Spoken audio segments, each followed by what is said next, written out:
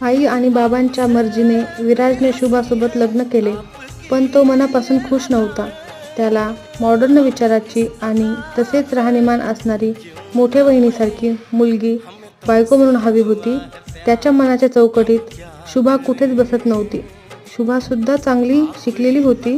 तिच्या येण्याने घराला नवं चैतन्य आले होते. शुभाने घरात बरेच बदल करून घेत सगळ्यांना पुन्हा एकत्र आणले होते. सकाळचा नाश्ता, रात्रीचे जेवण सगळ्यांनी सोबतच करायचे असा जणू नियमच तिने सगळ्यांना लागू केला. या सगळ्यात विराज मात्र तिचे रोज एक नवे रूप बघत होता. तो त्याच्या वहिनीमध्ये आणि शुभामध्ये असणारे गुण अवगुण कम्पेअर करत होता. लग्न झाल्यावर एका महिनाभरातच तिने तिच्या गोड स्वभावाने सगळ्यांना आपलेसे केले होते.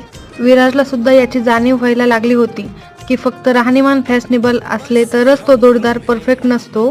पुढील कथेसाठी चॅनलला नक्की भेट द्या. मन भावना व्यक्त कथा.